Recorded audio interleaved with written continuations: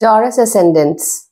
For the new year 2025, let us see what is happening in the month of January, February, March. This is the first 3 months of the year where changes are happening, and you have to address those changes because the situation will be such because 10th house, you have Saturn direct in your 10th house for from November 15th it got direct, and now the last 4 months of Saturn in the 10th house is very crucial. Many Taurus ascendant are facing some kind of a situation in their work area, and that is inevitable if Saturn comes into its Mool Trikon in the 10th house for the last time direct, again 30 years later. So 10th house is very important, and in the month of January, your Lagna Lord also joins this Saturn in the 10th house in Aquarius. So it is very much a fact that you and your karma, this is what is all the journey about in the beginning of 2025. Maybe as of today, when I'm making the video, you are going through some process of work-related professional things, whether they need restructuring, whether you want to change your course of line, you want to change to a different kind of profession, you have quit something, you want to go and join something. All this process will start as Mercury is now in the month of November in Scorpio, and in your 7th house it will go retrograde. Then in January it will come into your 9th house because 8th house, because Mercury is your second lord, one of the Artha Trikon, and in January Venus Saturn is already in the 10th house. So this situation will give you some different kind of decisions you have to take in your work related area. Now this continues to February when Venus goes into 11th house. So the 10th and the 11th house is equally prominent for you in the beginning of the new year, as your Lagna Lord presently in 2024 it is in Sagittarius, then 2nd December it will go to Capricorn, so 9th house, then 10th and then 11th. In the February month, Venus is getting a little slower than its usual rate of speed, and that is why it will go retrograde in March month. Now see, all the houses are good, no doubt about that, because how much Venus Saturn, they are friends, but then they have their own, when they come in conjunction, some qualities of Venus gets a little distorted. Now when Venus comes with Rahu in the 11th house in February, it's a slow Venus, because it's your Lagna Lord, you are contemplating, you are thinking about gains, or maybe the gains are coming in, and Rahu being the gains will be in a different kind of an environment, in a different way, in foreign based things, in outside overseas things, and your new groups, you may be getting new groups into in your new place of activity or profession or job or whatever it is, and those are new, those are not very you are not acclimatized with that yet. So Venus is slow now in the 11th house, but Venus Saturn being in the 11th house, Lagna Lord with Rahu, that's in itself a kind of a Raj Yoga. So it's a good February month also, and it's no way, I mean, changes are there. You have already taken some decisions, you are going through the process of those decisions, and that's why as the March month comes in, Venus goes retrograde in Pisces. So here it goes a little further away from Rahu, and Mercury also joins in the Venus. March month will see Mercury, Venus, Rahu conjunction in your 11th house, which is another really good conjunction for you. The 5th lord and the second lord going into the 11th house, though Nicha, Mercury's debilitation is about the bigger picture. Here you are not just seeing about what is happening in your life today. You have to have a long distant view, a bird's eye view, because that is how Mercury works in its debilitation. It is not all bad.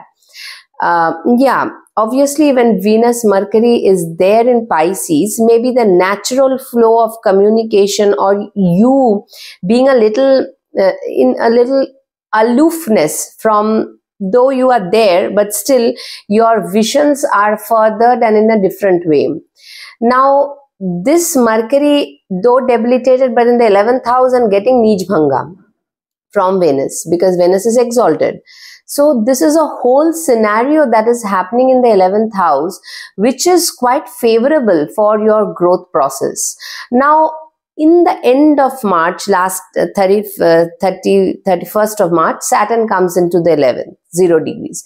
Now, Saturn's ingress will see slowly that because Venus is already retrograde, in the April month, you will see that Venus will be very close to Saturn. So, degree-wise, Rahu is already there. In this all is happening in Purva Bhadrapada. Venus, Mercury, Rahu, Saturn. Sun is a little far away towards Revati, towards. So these 4 planets, though, see, any 4 planets, when they gear up into your 11th house, it is something big that is happening, no doubt about that. Now, the policy of Saturn is not to give away everything at the same time. It takes a little time. Saturn is a slow giver. It never, it does not deny the process. It gives in a slow process. Like you can think as the Provident Fund, you know, it is getting accumulated, and then you know one thing is there after your retirement or whatever, you'll get that. So Saturn is that kind of a thing in the 11th house. It does not give easy gains. Saturn does nothing easy in any sign as far as my knowledge goes. That is the greatness of Saturn. It comes slow, and it's if you are worth it, then only you get it, and that is how Saturn works. Now here Rahu is definitely there and in the last degrees, because after April it will come into May month, your 10th house. So a lot of things happening in the 11th house gives a lot of growth process, because 11th house is the highest of Upachya houses, and definitely one of your desires is going to get fulfilled when Venus turns direct. It will be direct in in Pisces at that point of time. So this whole process continues for a very long time. April, everything you will find Mercury, Venus, retrograde, Saturn, Rahu, all in the 11th house, and this amalgamation of planets is giving you a lot of progressiveness till maybe not immediately in reality, but as Venus goes direct, it will start giving the beneficial results more. Now let's come to the May month. May month sees the Sun and Mercury. Mercury goes ahead fast, and Sun also is an exaltation. So May month will see Sun and Mercury in your 12th house of Aries, and Venus is still with Saturn in the last degrees. It is hovering around in Pisces. So this condition is from where the beginning of a new journey for you start. You, the Lagna Lord Venus in the last degrees of Revati, and Saturn being in Pisces, you have a consolidated thing now, because Rahu by that time has moved into the 10th house. So Rahu Ketu will move into your 10th house and 4th house by 18th of May, and Jupiter from your Lagna will go to the 2nd house, which is also a very good transit, Jupiter being in the 2nd house. All for me, it speaks about money, profession, growth in a journey which is little unknown, because Pisces cannot be a known journey where it is darkness. Pisces is darkness, and as Venus gets exalted over there, it knows that I have to take the steps. The inner process may be going through a transformation in Pisces, and then Venus goes ultimately into Aries. Already you are going through that process of a beginning, because Aries, whenever planet, especially your Lagna Lord, goes into the 12th house in Aries. Aries is always new beginnings, and Pisces is the closure of a thing. It closes to give rise to something else. So this process continues in the month of May, June, when Venus will be in Aries, and then Mercury, Jupiter, Mercury by that time is on your Lagna in the month of May. So that is also very good actually. From Aries, Mercury will go into your Lagna in the month of May, and I'll give the details so that you understand, because Mercury now goes very fast actually. Now Venus in Aries starts a new journey in the month of June. At that point of time, Mercury goes into Gemini with Jupiter over there. Now here, this is also a money story actually. This is also good.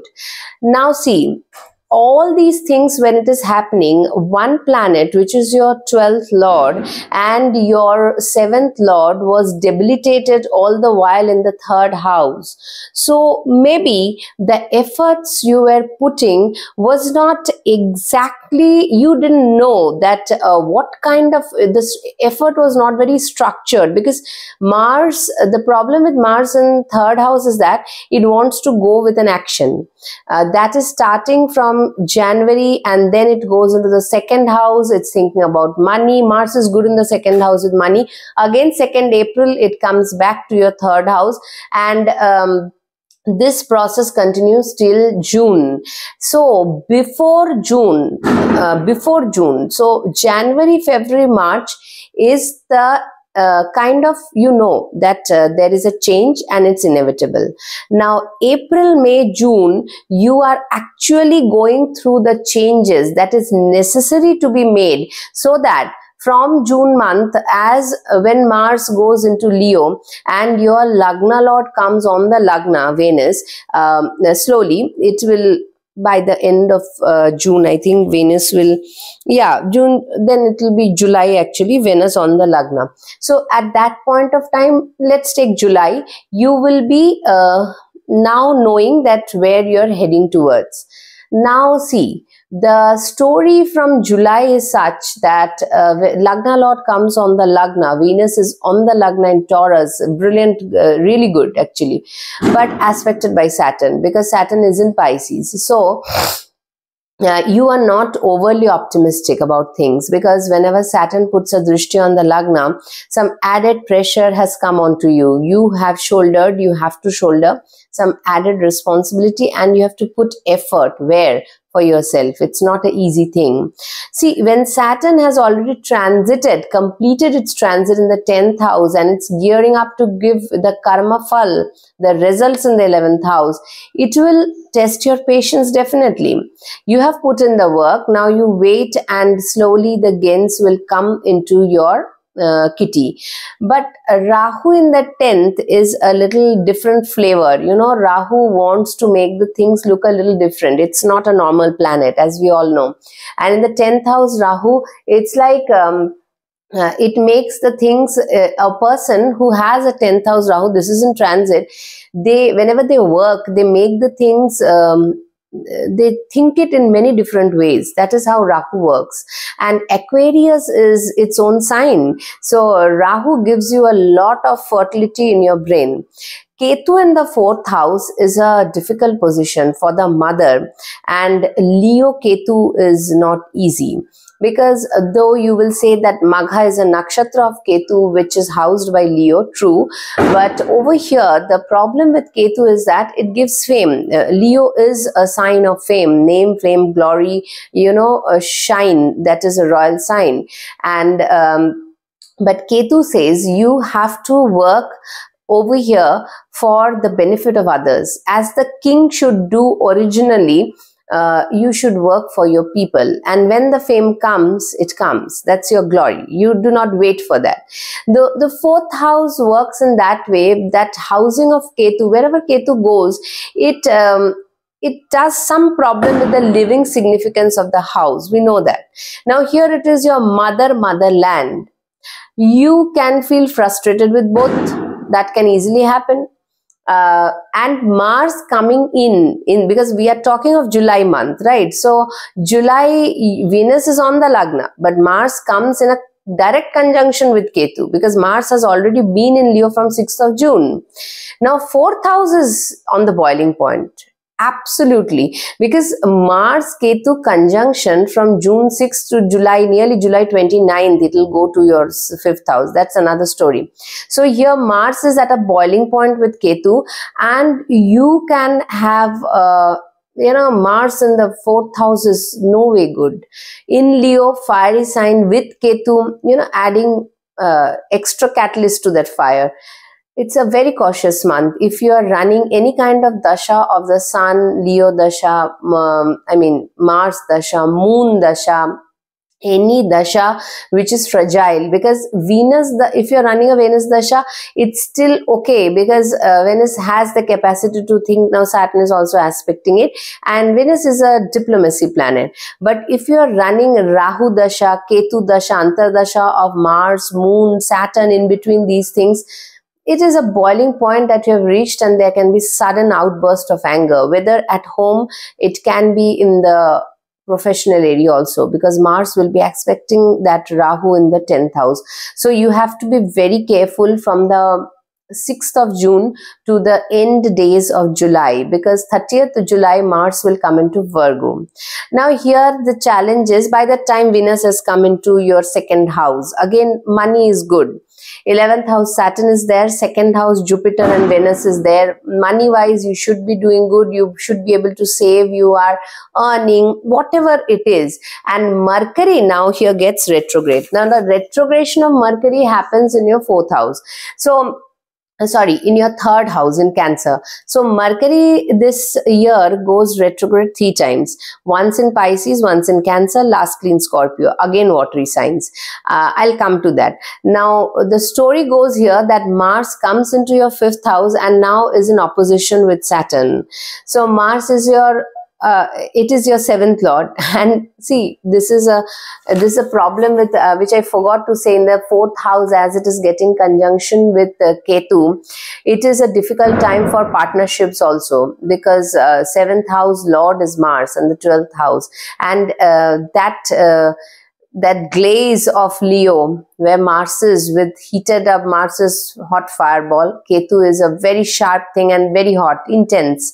That is very intense. So you have to keep care of your 7th house and your losses with your mother's health, your health also indirectly linked to it. Now 5th Mars, when it goes into Virgo sign is good for Mars, no doubt about that. It's an earthy sign. It goes well with Mars energy, because Mars gets a strong footing. But aspected by Saturn, and 5th house Mars is rigidity with the intelligence. That is the problem. Not that these people are not intelligent. If you have a natal Mars in Virgo 5th house, not that you're not intelligent, you are, but sometimes you go too rigid with it. That rigidity kills actually. And in the 5th house, when Mars, especially if you are in Mars, any dasha is in the governing position, be very, very careful, as the Mars transits are a little haywire in this year, starting obviously from 2024, you can see that. Now in Virgo, it will be having a direct aspect of Saturn, and the Mars Saturn war, some kind of war with your bosses, with your partner, with anything, 12th house matters, losses, some kind of a hindrance you can feel in your work. You want to go fast, you have some rigidity that needs to be get out of. Even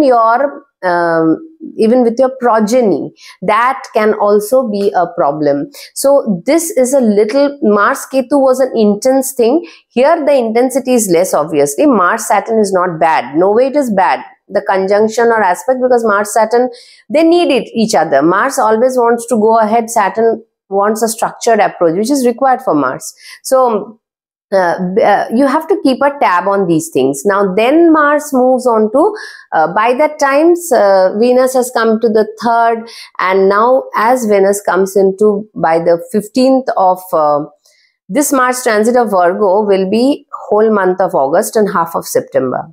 Now September Mars comes into Libra, your 6th house, and your Lagna Lord comes into the 4th house. Now 6th house Mars is good in terms of putting things into action, dealing with Roga and Shatru. If you have a health problem, it can be sorted out and all these things. But Libra is after all a relationship sign, and your Lagna Lord will get conjunct with Ketu in September, beginning of October. So Mars being in Libra and Venus getting conjuncted with Ketu, some kind of a relationship issue has reached a point where you have to do certain things about it, which may not be very good, or which you wanted to avoid for a long time, but it will happen.